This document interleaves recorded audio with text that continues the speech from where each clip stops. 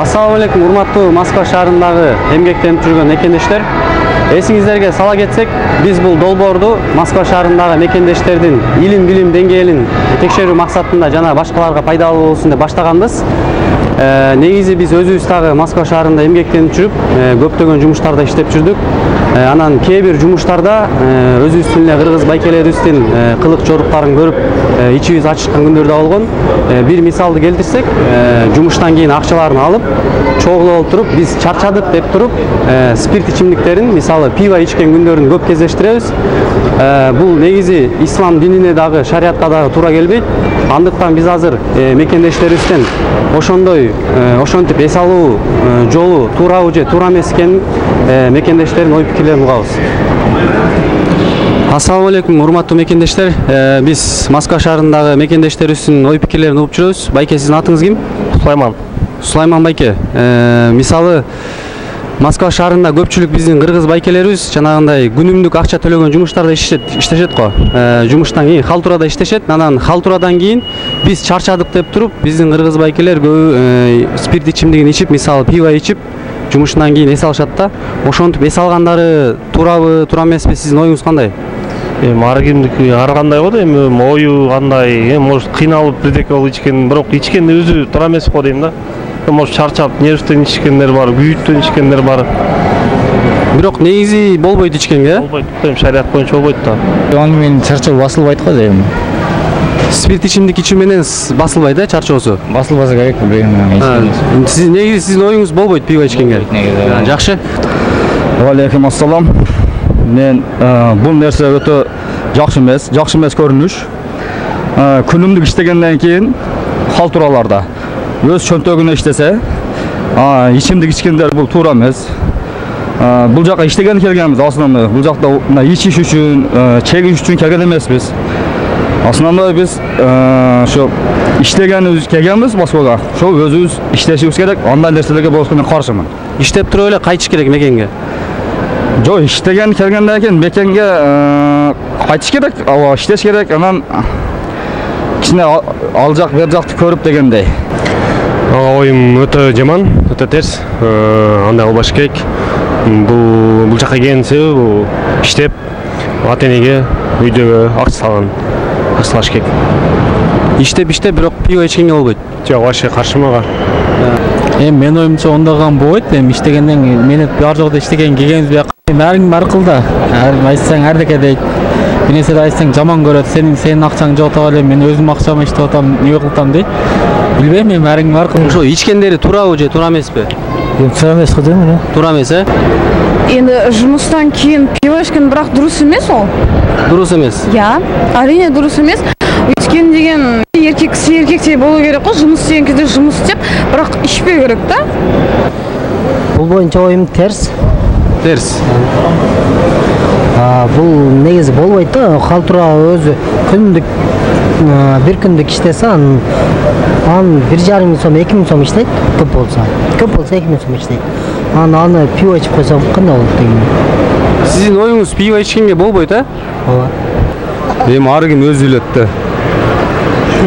Ар ким өз билет, өз билгенин кылат. Мен айтарым, ичкен болбойт да.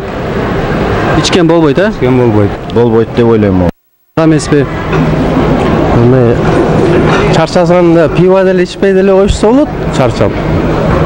Ичкиси келбесечи. Желательно пивога эле эметпеш керек да. Ал шылтоо дейм. Чарчаганда пиво ичиш керек деген. Негизи ошол ичкени жакшыбы, жакшы эмеспи? Жакшы деле эмес. Жакшы эмес ичкен, болбойт негизи. Болбойт.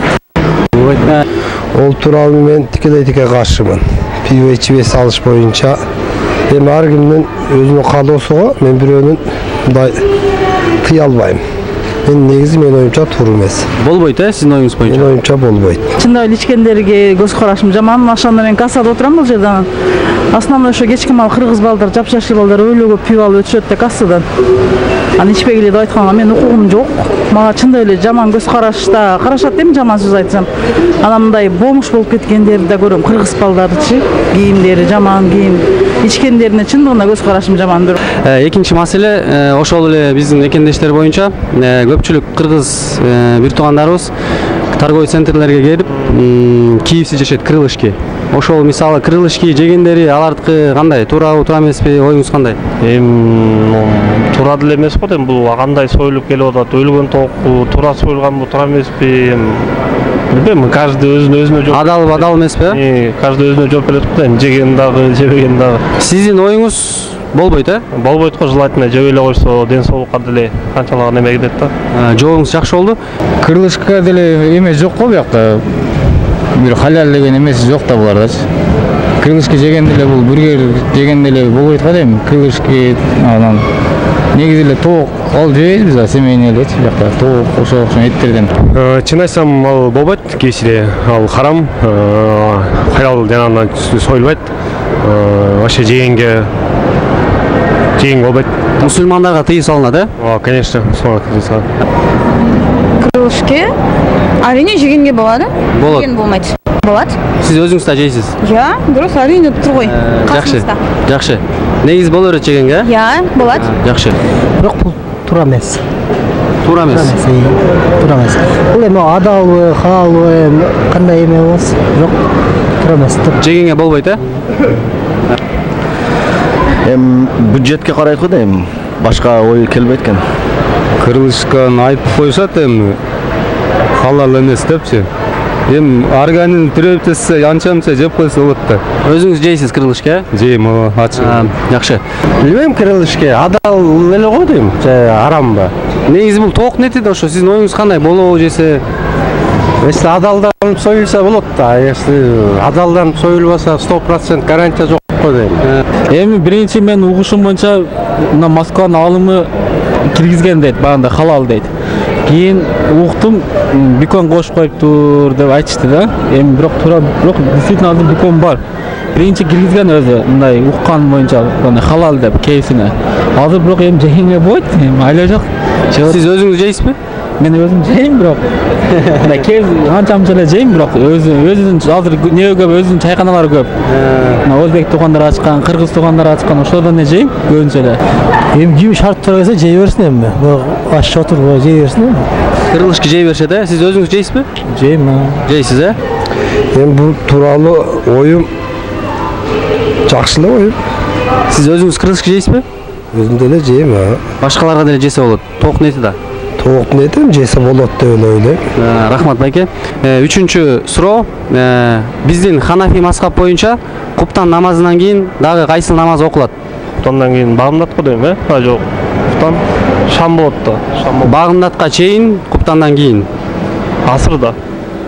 Асырбы? Багымдат. Асыр, шам. Чудада. Витр намаз. Куптан намаздан кийин саат 2-де Ал намаз важип да? Важип. Ошонун аты кайсы? Атын эсен чыкпайт.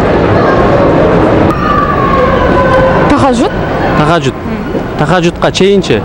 Тахажуд сүннөт да. Ташахуд. Бул куптандан кийин ал намазды окуш важип да. Ошол намаздын аты кандай?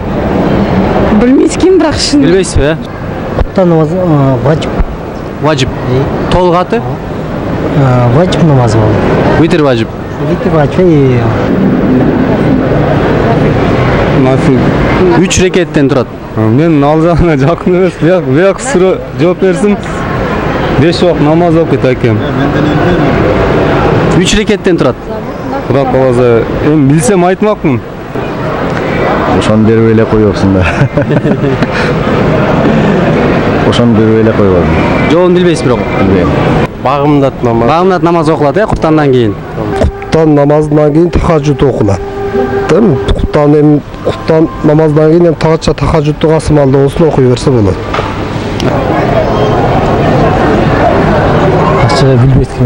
Билбейсизби? Куптан намазынан кийин өзү негизи бир уктап тургандан кийин түн жарымында тахажудду окуса болот. Ошо. Тахажуд сүннөт, бул Бул окула турган намаз важип да, куптандан кийин окулат. Ошол намаздын аты кандай? Билбейм а. Ал шүгүр намазы болсо керек. Ушуну бекер кылыңдар, билбейм точно. Билбейсизби? Ошону билбейт экенмин точно эле. Билбейсиз, Витр намазы окулат байке. Чоң рахмат. Жакшы байке. Жаштарга мындай неме кыларым. Эми бияка жумушка келгенден кийин иштеп, ошол ойлогон ой максатка жетип, ошол могу Кыргызстан оңолот деп неме кылып атат, эми жаштардын колунда да эми оңолуш. Чоң рахмат байке.